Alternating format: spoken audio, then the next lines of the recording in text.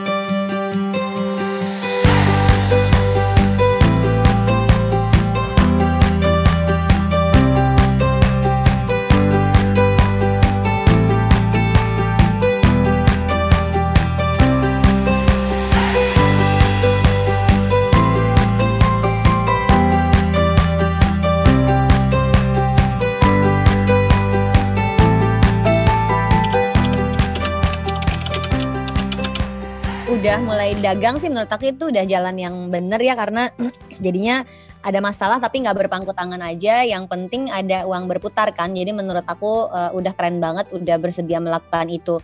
Kalau mau bikin bisnis kan memang berarti harus memikirkan 3 hal yang ini yang tadi nggak dibahas di slide aku ya. Aku kalau ngajar tentang bisnis biasanya bahas ada 3, apa, siapa, bagaimana. Seingat aku minggu depan itu ada sesi Financial Clinic online series di hari Rabu yang kelasnya gratis.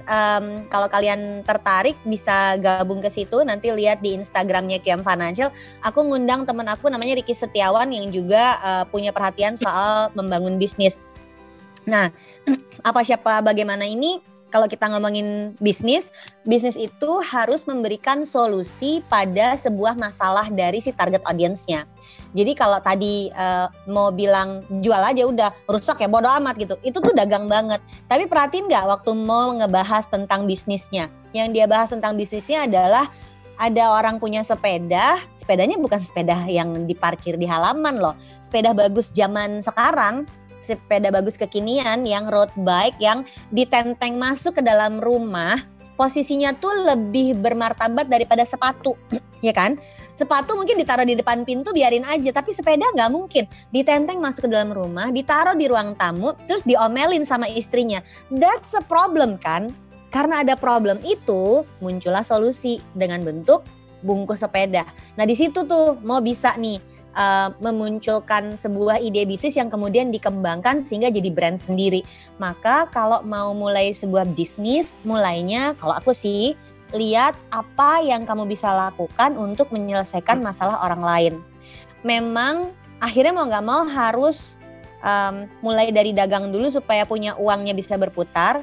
Kalau sekarang kamu merasa dagang kamu belum berhasil, coba ikutin deh, Simo tuh bikin kok YouTube-nya nyeritain dia mulai dropship ini, kan nggak mungkin dibahas tuntas di sesi kita kali ini ya. Cari cara untuk meningkatkan lagi penjualannya, karena biar gimana juga akan butuh modal uang lebih besar kalau bisnisnya mau diseriusin. Tapi ya mulainya kan harus ngembangin produk juga.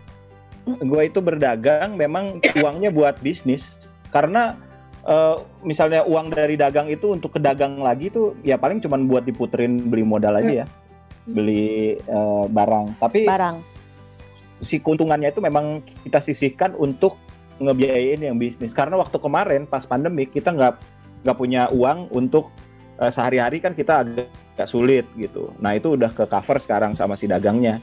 Nah sekarang dari dagangnya rupanya masih bisa ada disisihin untuk bisnis. Karena untuk bisnisnya kita harus beriklan. Itu yang paling lumayan tuh. Iklan di Facebook, iklan di Shopee Ad, segala macam. Selama pandemi gitu. Marketing tuh nggak boleh berhenti ya. Ya, jadi waktu Chicken Darling itu struggling, itu kan bulan Maret itu kan, Maret April tuh peaknya kan, kita tuh struggling banget. Jadi kita sampai harus pengurangan pegawai, pindah gedung, downsize banyak banget, cut cost banyak banget. Nah, itu from the capital side, tapi mental side aku down banget. Aku kayak capek terus, ya itu tadi kayak tadi Kang mau bilang pengennya tidur gitu kan. Kalau lagi depresi itu kan kalau lagi depresi pengennya tidur, pengennya makan gitu kan. Pokoknya bener-bener kayak nggak bergairah aja gitu. Nah, jadi waktu kita mulai develop Dapur Ruben, itu tuh kayak it gave me a spark of hope lagi gitu. Ya, itu kasih aku excitement lagi yang tadinya joy ya. Iya, Joy itu aja ini kayak menyembuhkan gitu. Pelan-pelan jadi kayak aku tuh healing, bisa healing Chicken Darling ini lewat Dapur Ruben gitu. Jadi karena aku sparknya sebenarnya aku hanya butuh spark, jadi ibaratnya tuh aku cuma butuh dipantik dikit gitu loh apinya. Nah, ada Dapur Ruben itu sangat membantu aku secara psikologis banget. Aku jadi lebih ide-ideku yang tadinya nggak kebuka, nggak kepikiran, bisa apply ke Dapur Ruben. Terus hal-hal kayak dari sisi marketing, dari sisi campaign yang tadinya aku suppress atau aku nggak bisa salurin di Chicken Darling, aku keluarin semuanya di Dapur Ruben. Nah, secara tidak langsung itu impacted juga ke Chicken Darling. Akhirnya aku jadi kayak oke, aku punya energi lagi, aku punya semangat lagi, aku punya mental yang baik lagi, aku udah mulai start to regrouping lagi. Akhirnya Chicken Darling juga lucunya gitu ya, miraculously juga it started to be okay gitu. Kita udah mulai ada klien datang lagi, udah mulai creating lagi, udah mulai produksi lagi, walaupun belum lari geber kayak Dapur Ruben ya kan. Dapur Ruben itu kan kayak naturally dia kayak gitu kan. Chicken Darling pelan-pelan, tapi ya itu semua saling simultan ya. Gimana? Karena kepalanya kan sama-sama aku gitu. Orangnya sama gitu, harus dua hal gitu. Cuma sekarang ya gimana ya, aku ngelihat Chicken Darling sekarang aku nggak tahu ya whether aku sekarang di posisi dagang atau di posisi bisnis, I don't know. Yang sekarang kita lagi survival mode yang jelas di Chicken Darling. Tapi kalau Dapur Ruben itu udah kelihatan banget sih, kita udah planning to go bigger than just dagang gitu. Dan mungkin dari Ruben juga punya target, punya ambisi yang lebih besar dari cuma sekedar berdagang. Dia udah mikirin franchise lah dan lain-lain. Jadi gila. Sementara gue ingetnya cuman kalian masak di dapur sendiri. Tahu-tahu sekarang udah punya commercial kitchen. Gimana Kak? Soalnya gini loh, kayak di masa COVID ini tuh kan kenyataannya banyak banget yang layoff ya, Teh Wina. Jadi banyak banget teman-teman kita yang aku pikir bakal safe. Banyak teman-temanku, saudara-saudaraku yang aku pikir bakal safe karena they work in a gigantic company, in a company yang bener-bener legit gitu, established gitu. Ternyata mereka juga kena layoff. Jadi sekarang yang namanya orang kena layoff, mau perusahaan kecil, mau perusahaan besar, mau startup, mau nggak startup, udah nobody know gitu. Bener. Jadi kayak jadi aku kayak udah diving sama si uncertainty ini aja. Sekarang kita hidup dalam ketidakpastian, might as well yuk gue hajar juga nih uncertainty gitu loh. Jadi kayak ya udah kita sekarang gokil kan. Daripada mengandalkan satu source of income, which is Ruben was the breadwinner, aku takut dong, was-was dong. Kita nggak pernah tahu ya kan. Jadi akhirnya we cannot just depend on one source of income, which is source of income yang memang reguler, which is it's good, but we need another thing to survive in case something happen. Jadi itu aku treat it as like pension plan, as juga ada darurat, juga ya macam gitu. Jadi ya, so ya gitu deh dari dagang bisnis. Luar biasa sih.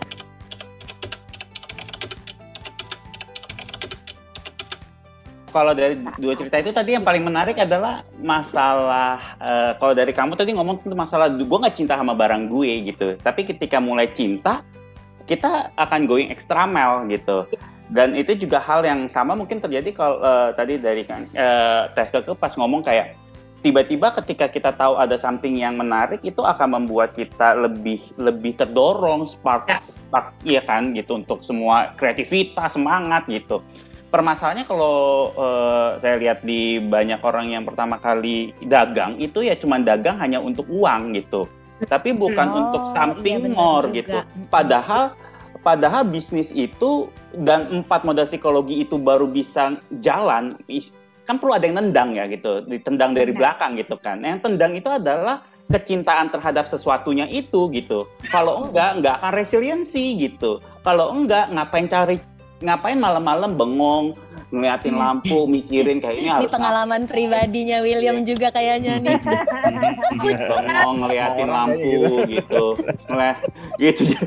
Jadi nggak akan mikir sejauh-jauh itu gitu. Tetapi kalau kita bisa ketemu tuh apa sih yang sebetulnya kita resahin, apa sih yang sebetulnya kita suka, apa sih yang sebetulnya ini kita excite gitu, itu akan menjadi lebih dorongan besar. Gitu misalnya tadi cerita tentang yang kedua tuh dengan TKK yang dengan Kang Ruben ya gitu ya, bikin ayam apa? Buttermilk chicken. Buttermilk chicken. Saya vegetarian jadi nggak bisa makan. Nggak bisa relate. Ya udah, Nggak bisa relate. Tempe buttermilk. Boleh tuh. Mulai ngarang-ngarang. Itu kan mulai kedorong sampai sekarang mau bikin franchise kan karena memang dimulai dari suka masak gitu. Samping yang dari suka, samping. Nah kadang-kadang mungkin bisnis dan dagang juga kita lihat juga kali. Saya tuh sukanya apa sih? Sesuatu yang kita sukain, kita jangan dibayar gratis gitu. Itu yang jadi pegangan, ini nonton film apa gitu. Pokoknya dia ngomong, pokoknya kalau lu jago di satu hal, lu suka di satu hal, jangan mau dibayar gratis gitu.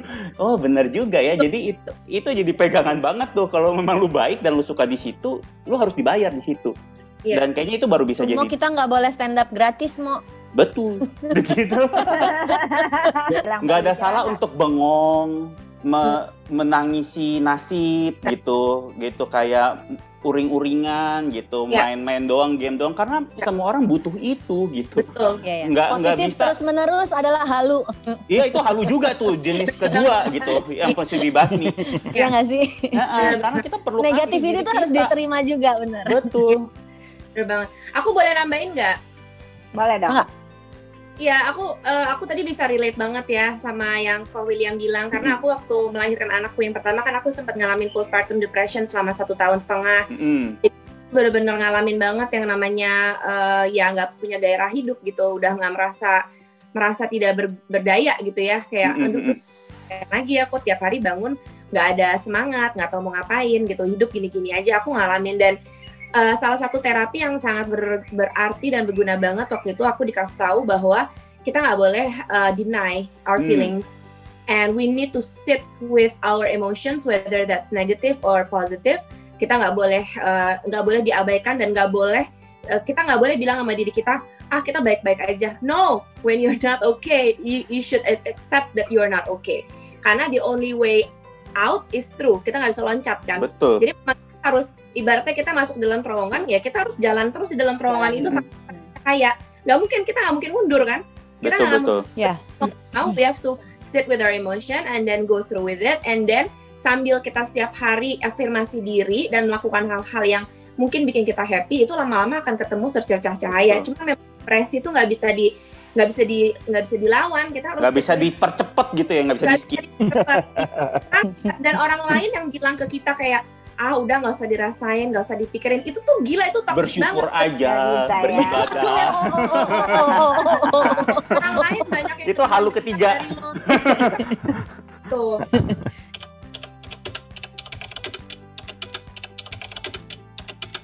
Ini agak iklan sedikit ya, tapi saya nggak dibayar sama sekali.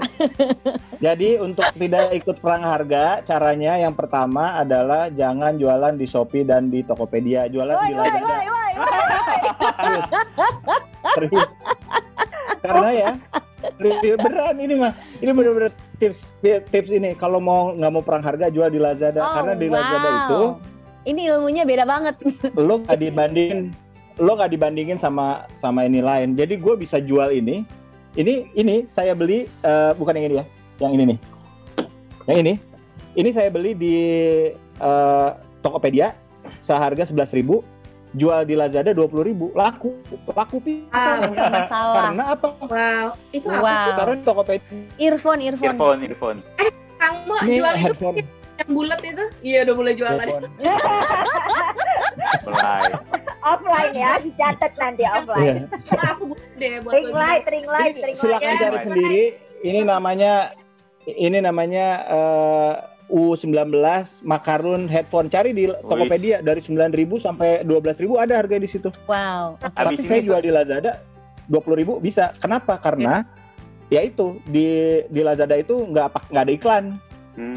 Jadi environment platformnya beda-beda ya, Beda-beda, betul. Ya. Artinya kalau mau pakai harga yang beda, ya platform yang itu nggak bisa melayani yang seperti itu karena barang yang sama tuh langsung dijajarin bareng sama barang yang lain dengan harga yang beda gitu ya. Di Tokopedia pas kita masukin ini ke dalam cart, pas di kartu di bawahnya ada barang serupa. Bye. Ada cara kedua ini bagus untuk membangun brand, yaitu jualannya personal. Jadi jualannya di WhatsApp seperti mertuanya Dondi ya. Ya. Oh iya benar. Mertua gue ya itu jualan Korean cream cheese garlic bread 50.000 satu. Bodoh amat orang lain jualan 15.000. Eyang jualannya 50.000. Nggak peduli. Kalau orang mau cari lebih murah ya udah. Nggak akan nongol di Tokopedia dengan harga dibandingkan. Jadi ada cara namanya funneling, itu teknik funneling. Saya juga jadi kerja gue itu ya nyari seminar, ikutan yang 500.000, yang 1 juta gue ikutan semua. Wow. Gue ikutan belajar buka toko di semua, di Tokopedia, di Shopee. Gue jualan iklan apa segala macam, gue ikutan seminarnya. Nah ini yang menarik adalah ketika kita jualan pakai iklan itu, apalagi di Facebook atau di Instagram itu masuknya ke WhatsApp. Jadi secara personal, ketika personal harga bisa. Iya. Yes. Ya, jadi brand menentukan kalau kita mau menunjukkan harga yang berbeda, kemudian platform ya harus yang bisa melayani itu. Jangan pakai platform yang Tokopedia, pakai platform yang WhatsApp gitu kan. Itu dua platform yang berbeda. Kita nggak bilang satu lebih bagus dari yang lainnya, tapi ya nggak bisa saingan di harga kalau udah kayak gitu. Very interesting. Ini dunia yang beda banget ya, Mo.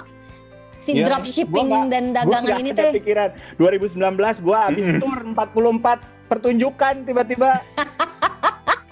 Apa-apa?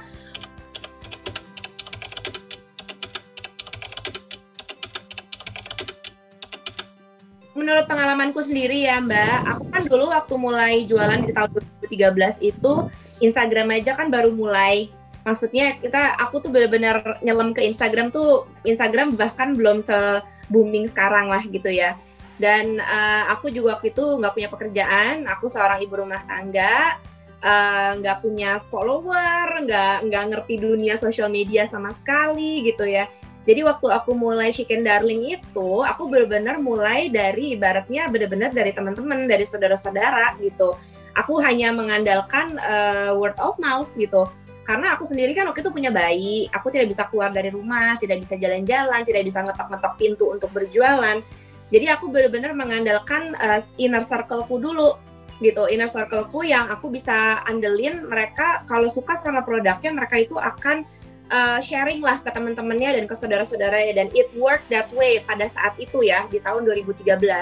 Dan karena jadi dari word of mouth, akhirnya jadi banyak orang yang jadi lebih tahu. Dan at the same time juga waktu itu Instagram kan juga pelan-pelan mulai besar ya, dan aku udah mulai bisa jualan lewat Instagram. Tapi kan pada saat itu belum ada istilah influencer, belum ada istilah KOL, belum ada tuh brand-brand atau agency-agency yang pakai jasa-jasa kayak KOL gitu ya Mbak Wina. Zaman dulu kan nggak ada. Timing gitu. Ya waktu itu ya, Keke kayaknya masuk tuh persis timing, bener kata Mo tadi kan. Jadi waktu Instagramnya naik, Keke juga baru mulai tuh, belum mulai. Belum banyak influencer ya.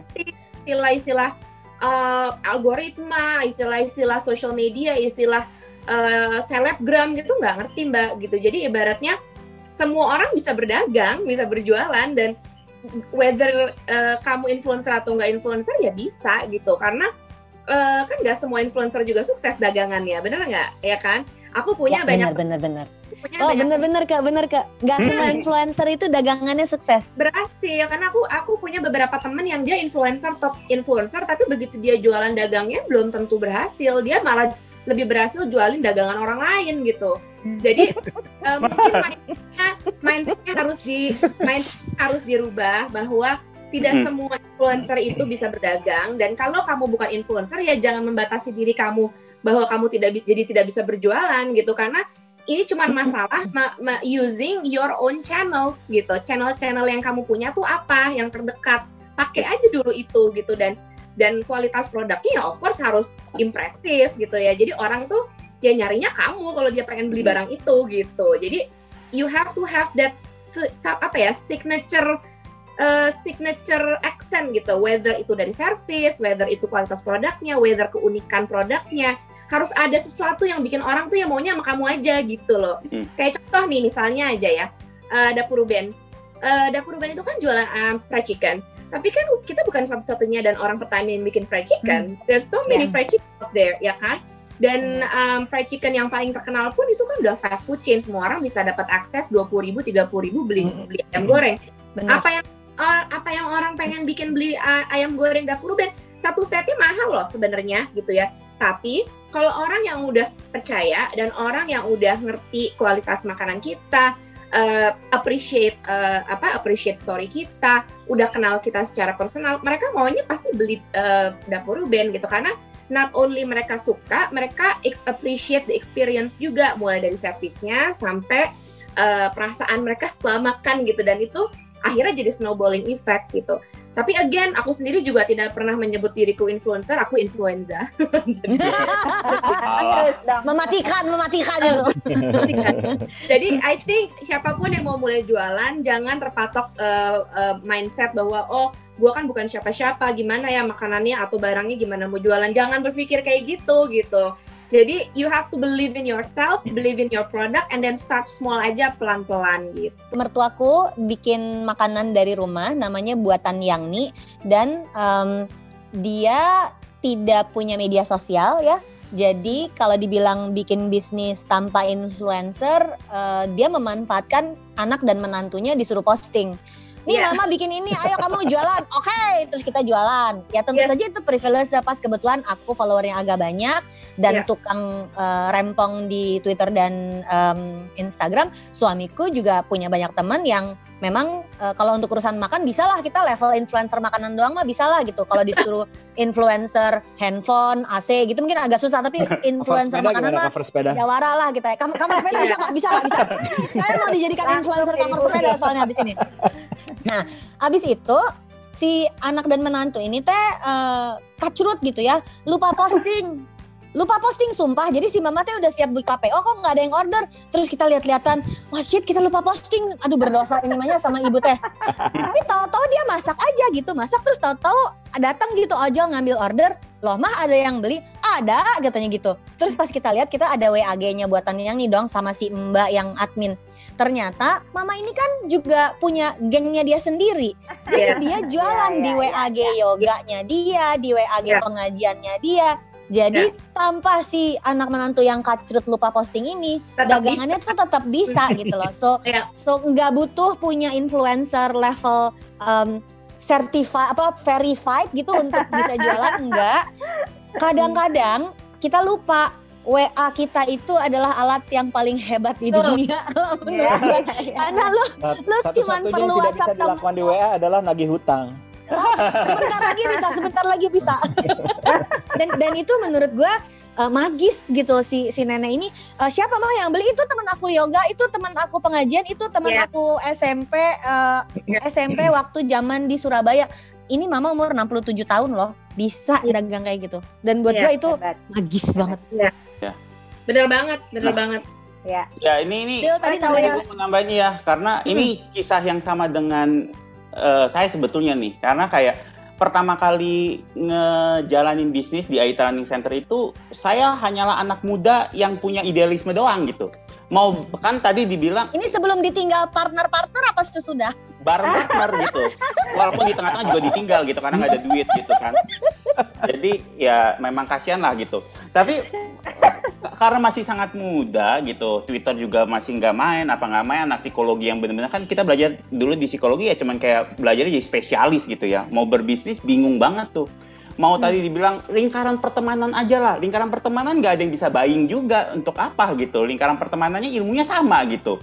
Jadi dan kalau saya ngelihat itu, yang satu yang tadi Teh Keke bilang itu sangat benar banget. Yaitu stop being compare sama orang lain sih kayaknya. Karena itu nggak hambat banget. Karena saya pernah udah sampai 5 tahunan gitu ya kan, dari ini udah 11 tahun nih. Tapi 5 tahun pertama itu kerjanya adalah berkeluh kesah kayak coba gue ini, coba gue kayak dia. Enak si Mario Teguh, enak siapa Warnama nih kayak gini kan. Enak kayak gitu mah gampang, jualan enak, kita mah susah bla bla bla. Ketika di situ kayaknya ada selalu ada kayak hambatan untuk gerak gitu, karena fokusnya selalu tentang apa yang seharusnya, apa yang bisa dilakukan gitu. Nah, itu akhirnya itu menjadi hambatan banget sampai akhirnya baru mikir kayak kayaknya itu udah deh dibuang aja lah, udahlah secure aja lah, udahlah nggak usah mikirin orang. Itu baru ada perubahan secara perlahan-lahan. Yeah. Yang kedua lebih ke arah bener banget ngomonginnya produknya disuka sama orang nggak gitu. Ternyata akhirnya walaupun gue mulai dari hal yang bener-bener kayak simple, cuman dibayar dengan ucapan terima kasih, makan siang aja nggak dikasih dulu gitu ya. Tapi ketika ternyata suka, dipanggil lagi. Iya. Walaupun tetap terima kasih dan nggak dapat makan siang juga gitu. Tapi paling nggak ada lah gitu. Jadi walaupun di sini nih, kayak di sini nih, gue juga orang yang paling mungkin akunnya followernya paling sedikit gitu, 2.000 aja belum nyampe di IG. Teman-teman tolong follow saya dan 2.000. Cerca tolong follow William. Tapi kalau kita punya Masti ini, orang suka, kita stay true, kita tahu yang paling kuat dari kita apa sih? Itu yang dikencengin, itu yang di-brandingin, itu yang membuat kita bedain. Itu ternyata yang akhirnya bisa. Dulu Aitra ingat banget, kita pengen bikin kayak emotional intelligence. Padahal banyak juga yang kayak gitu. Gue berusaha menjadi orang lain dengan cara ngomongin kayak gitu. Akhirnya kayak, itu gak kerja lah, udahlah. Ngasal aja lah, ngomong apa-apa. Yang penting bahagia bawain training. Ternyata gara-gara kayak gitu, orang lebih tertarik. Kayak, iya ini ternyata lebih enak, lebih lucu, lebih membumi, lebih apalah. Ya udah, gitu aja. Ternyata memang lebih baik mikirin produk daripada mikirin orang lain. Karena produk ini membawa kita kemana-mana, orang lain gak bawa kita kemana-mana. Itu sih pengalaman gue banget gitu ya.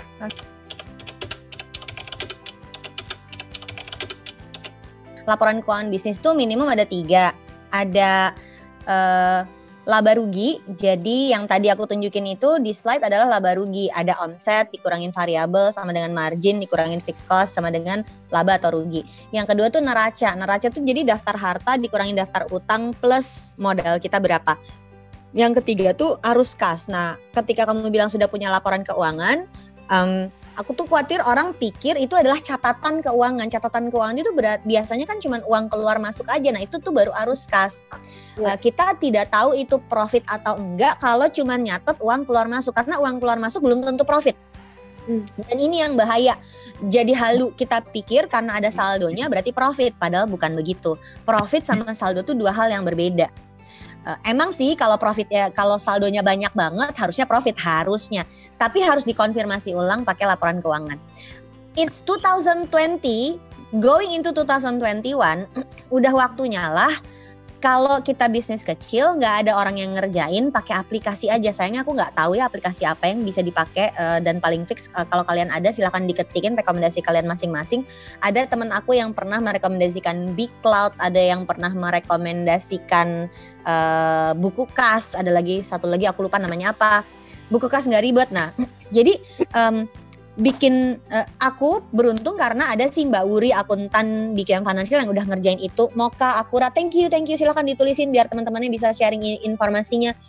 Mbak Wuri itu akuntan S2, dia akuntansi, jadi dia yang kerjain semua. Aku tuh orang finance bukan orang accounting loh. Aku nggak sanggup disuruh bikin ledger kiri kanan sama rata tuh nggak sanggup. Aku 1 semester drop, pergi ke counselor waktu kuliah, aku nyerah, aku tidak sanggup. Ternyata yang jadi tugas aku adalah membaca laporan keuangannya. Jadi ketika udah dibikin sama Mbak Wuri, aku baru bisa baca. Ketika ada laporan arus kas dari si Mbak Aai, orang finance aku bisa baca. Tapi yang menarik untuk pemilik bisnis kecil, kalau kita harus punya akuntan dulu kan PR ya. Yeah. Bikinnya pakai aplikasi yang benar-benar tinggal klik terus keluar. Keke pakai apa kok? Enggak, masih pakai G Drive aja biasa, pakai Excel. Pakai G Drive biasa ya. Tapi ada orang yang ngerjain kan, berarti kan? Ada. Tapi aku tahu sih setiap hari masih aku juga yang bayar-bayar untuk dapur band ya terutama ya. Aku sendiri masih bayar sama masukin pengeluaran masih aku sendiri. Tapi ada anak finance yang bantu. Ya, aku juga gitu. Wuri masih nunjukinnya manual tapi nggak pakai aplikasi. Tapi ya memang dia bisa ngerjainnya. Tapi aku nggak harus ngerjain postingan kiri kanannya kan. Transaksi bank aku masih pegang loh. Jadi aku bagian approval masih ngerjain kayak gitu. Tapi itu kalau kayak aku mau lihat dong cash flow kita kayak apa dari Januari sampai Desember, dibikinin proyeksi sampai 2021. Ada anak finance yang bisa tunjukin kayak gini Mbak. Jadi kalau dibiarin kayak gini kira-kira by Desember 31 saldo kita akan sekian. Aku per hari ini tuh tahu gitu loh. Ini padahal baru November, aku udah tahu Desember akan punya saldo berapa. Kayak gini yang dibutuhkan sama si pemilik bisnis ke depannya. Dagang beda kan, nggak kayak gitu. Kawinnya betul banget nih. Gue paling lemah kan soal gini-gini dulu kan ya. Paling sama Jessica pakai buku catatannya note aja yang masih bisa dibalik-balik, itu pun kadang-kadang hilang catatannya gitu kan.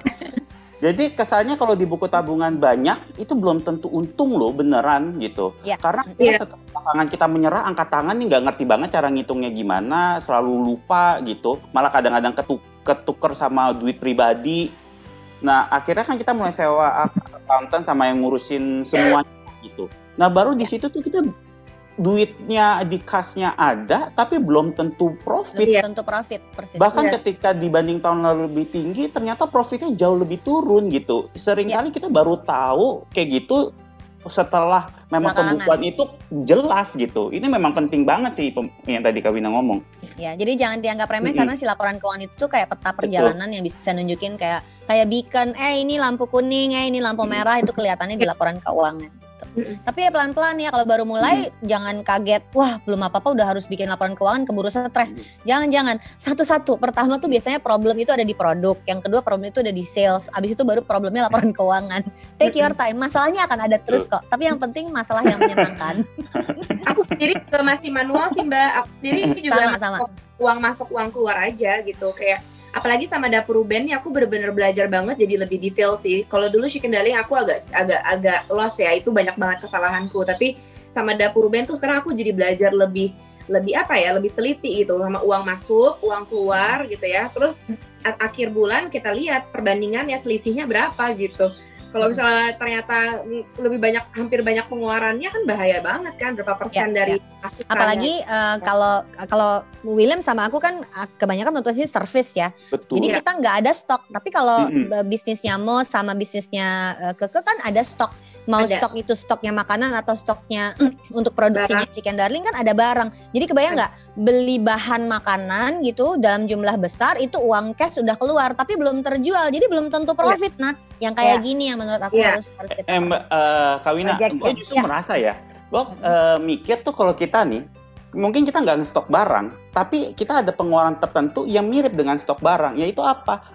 Belajar lagi gitu. Kalau kita nggak punya ilmunya, kita nggak nambah, ilmunya tetap di situ-situ aja, ibarat kayak stok kita cuma segitu, jadi pas pesanan datang melebihi stok kita nggak bisa kasih gitu. Jadi pengeluaran besar tuh di situ. Kadang-kadang gue udah belajar tentang apa nggak kepake-pake tuh ilmu gue gitu sampai lupa gitu. Tapi investment yang ternyata ini ya value-nya nggak kelihatan. Iya gitu, itu dan sama juga keluar uangnya harus ada. Oke.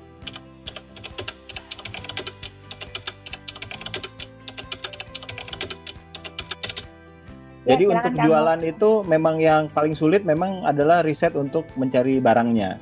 Riset itu bisa berbagai macam, bisa di search di Google ya, pakai Google Trend, kita ngelihat apa sekarang yang lagi ngetrend apa ini, orang pencariannya apa. Yang kedua itu juga bisa pencarian di marketplace. Jadi misalnya nih ya, cobain aja, bisa dicoba nih teman-teman, misalnya buka Tokopedia, terus ketik huruf apa aja, misalnya huruf K gitu. Nanti itu yang keluar misalnya kipas angin. Saya tuh keluar kipas angin. Kasur lipat gitu. Tuh. Nah, jadi itu adalah kata kunci yang sekarang lagi sedang tren. Iya. Orang sedang mencari itu. Gitu. Nah, itu bisa dilanjutkan untuk risetnya. Nanti dari misalnya kita dapat kipas angin. Kipas angin dicari, kalau di Tokopedia bisa ngelihat yang paling banyak ulasan. Coba. Nah, yang paling banyak kipas angin ya? Ya nggak apa-apa. Nanti ada tuh, ada yang paling banyak ulasan, misalnya ulasannya udah 1.700, artinya kan at least sudah terjual 1.700 itu orang gitu. Wah ini kipas anginnya oke nih di dunia marketplace gitu.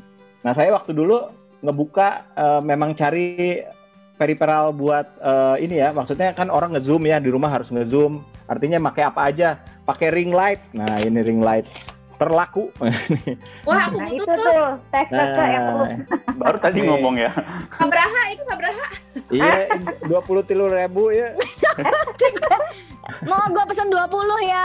Oke, Oke, siap.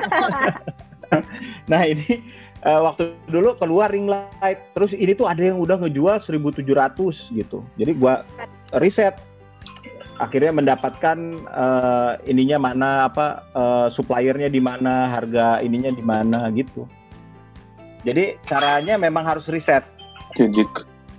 Tadi ada pertanyaannya, apakah memang harus yang kita cinta? Iya. Kalau misalnya mau bikin brand, mau bisnis, itu sesuatu yang harus kita tahu, kita cinta. Misalnya memang suka naik sepeda atau apa gitu, itu bisa. Cuma kalau mau dagang mah sebenarnya ya inilah mengorbankan apa ya? Ini idealisme saya mah udah injak lah ini. Gitu. Stand up Jadi comedian memang World Tour, comedian World Tour keren pisan, kamu tahu, kamu keren pisan 2020 ini, kamu harus tahu itu.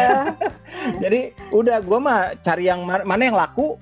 Nah, kebetulan Lazada nomor satunya itu elektronik ya, hasil riset saya tuh nomor satunya elektronik, nomor 2-nya itu peralatan rumah tangga, nomor 3-nya pakaian. Jadi saya memilih jualan elektronik di Lazada. Kalau di Shopee karena 70% pembelinya adalah wanita, nomor 1-nya itu adalah pakaian di situ. Pakaian dan kosmetik. Aku yakin nomor 3. Kalau di Tokopedia sekarang pasti lagi banyak banget barang-barang rumahan, karena aku beli sofa aja di Tokopedia.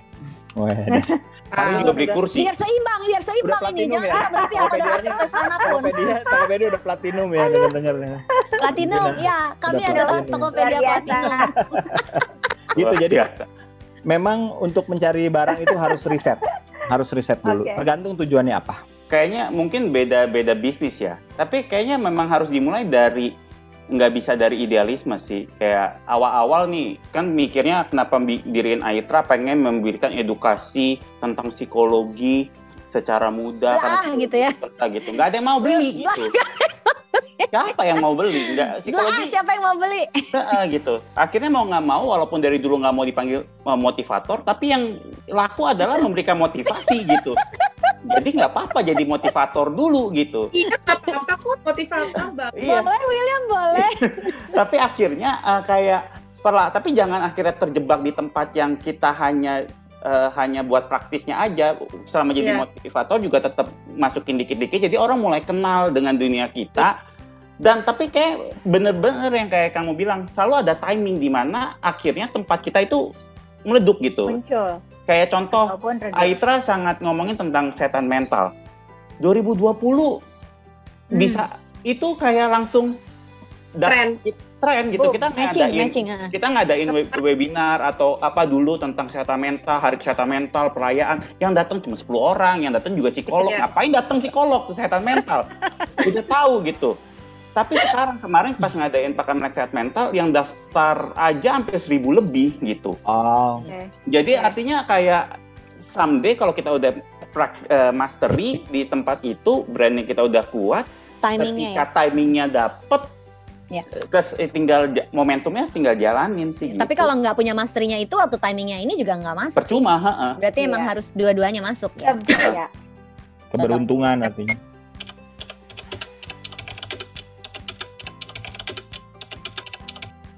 Oke, aku sebenarnya mengulang jawabannya Mbak Wina ya. Tadi sebenarnya Mbak Wina kan udah jelasin tuh gimana caranya bedanya dagang sama bisnis ya kan.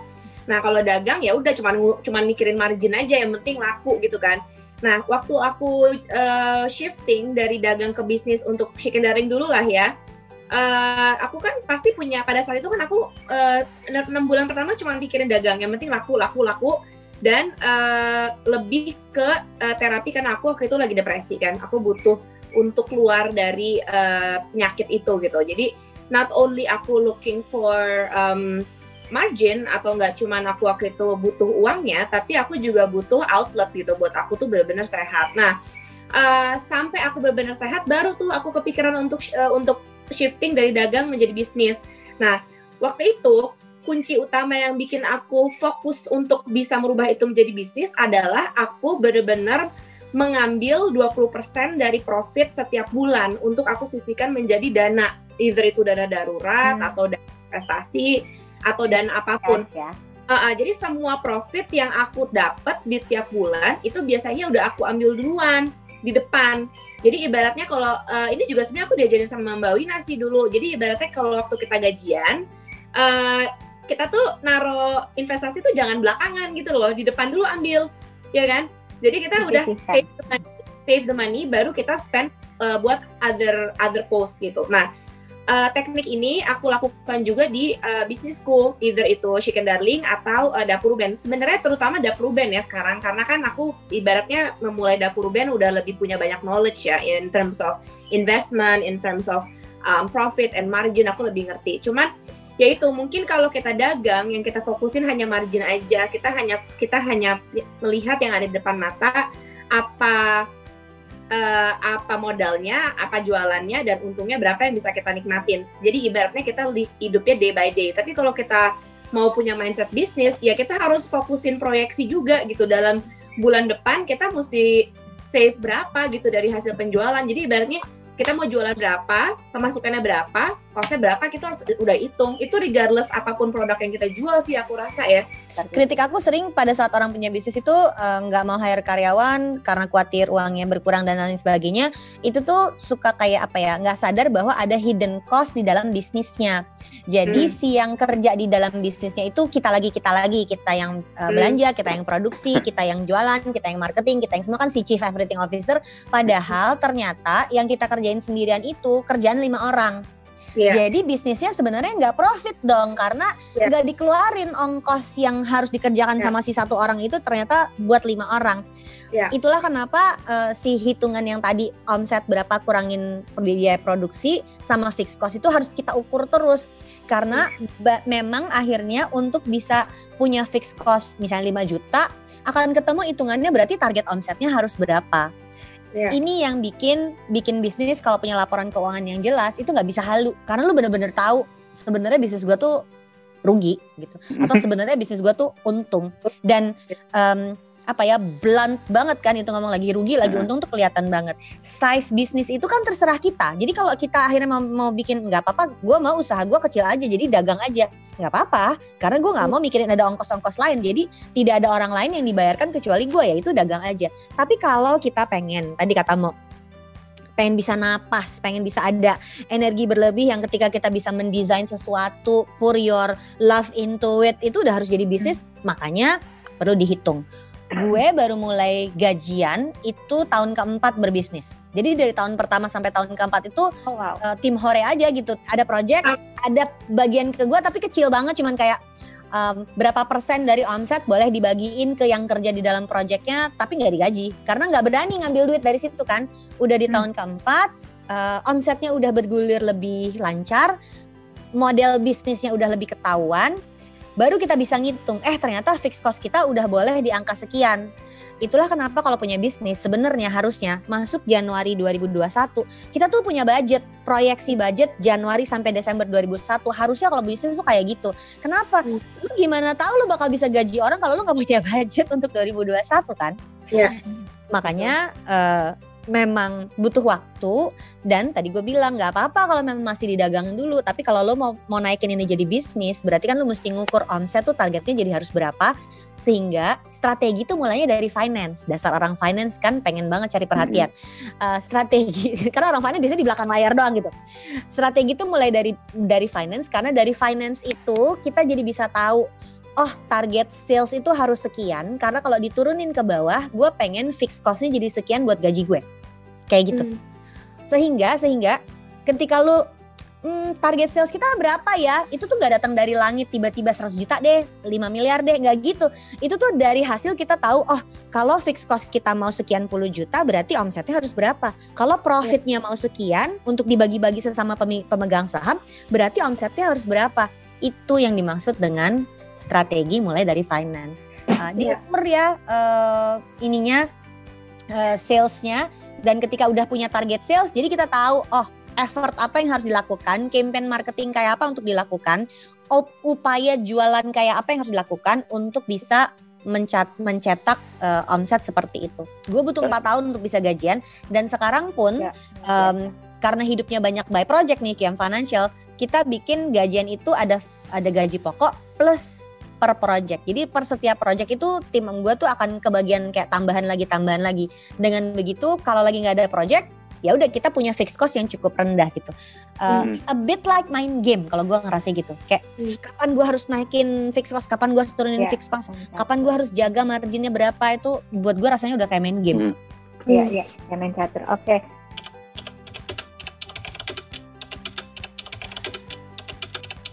Terjang aja. Tapi artinya gini sih, lebih ke arah kayak kalau kita nunggu punya dulu baru bisnis, gak akan pernah mulai bisnis deh, percaya gitu. Iya betul.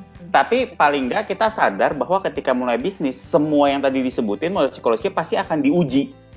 Jadi along the way harus kita latih gitu. Ketika ketemu gempuran pertama, ingat, oh berarti kita harus punya hope, oh berarti kita harus tahu apa sih yang mau kita capai, kelihatan nggak titik cahaya di depan sana gitu. Selalu pasti ada titik cahaya. Nah itulah kadang-kadang pentingnya kita punya partner bisnis gitu. Karena seringkali kalau kita nggak kuat di satu titik, teman kita yang ngebantu kita, nge-backing up, kita belajar dari dia untuk di satu hal. Ataupun kadang-kadang dia bisa belajar dari kita di satu hal. Karena justru otot psikologis ini justru terlatihnya ketika kita bersama orang lain gitu. Karena gimana kita cara belajar hope? Nggak mungkin kita cuma belajar sendiri. Kita belajar hope tuh dari nonton. Kita ini orang hebat banget sih. Gue pengen kayak gitu. Ya? Mengamati. Gue punya teman, punya partner bisnis. Oh dia ternyata kayak gini. Gue mengamati. Resiliensi belajar dari mana sih? Dari orang lain. Misalnya partner gue ngeluh deh 5 hari ini. Gue udah ngeluh deh 10 kali nih udah julid. Temen gue cuma diem aja kerja. Terus nggak ngomong apa-apa. Kayak malu sendiri kan. Akhirnya memutuskan untuk diem. Untuk ya udah kerjain aja deh gitu kan, karena atau tiba-tiba diselepet sekali sama partner kayak berisik banget sih gitu kan, akhirnya kita belajar untuk ngikutin. Jadi itulah kayak penting juga kita kalau mau berbisnis ya mungkin itu punya partner juga very good choice gitu kalau memang kita mau belajar, karena kita baru bisa belajar ini ketika kita punya sparring partner untuk itu sih. Ingat ya, kalau punya masalah keuangan, mendingan dagang daripada ngutang. Dagang memang susah, tapi hasilnya jelas. Sementara kalau ngutang, juga sudah dipastikan akan ada masalah lanjutan, yaitu nyicilnya gimana. Maka ayo kasih semangat buat teman-teman yang sedang dagang. Jadilah orang yang memang siap untuk beli dagangan teman kamu. Apalagi karena dagang ini adalah titik awal untuk memulai sebuah bisnis. Terima kasih sudah bergabung menjadi teman dialog.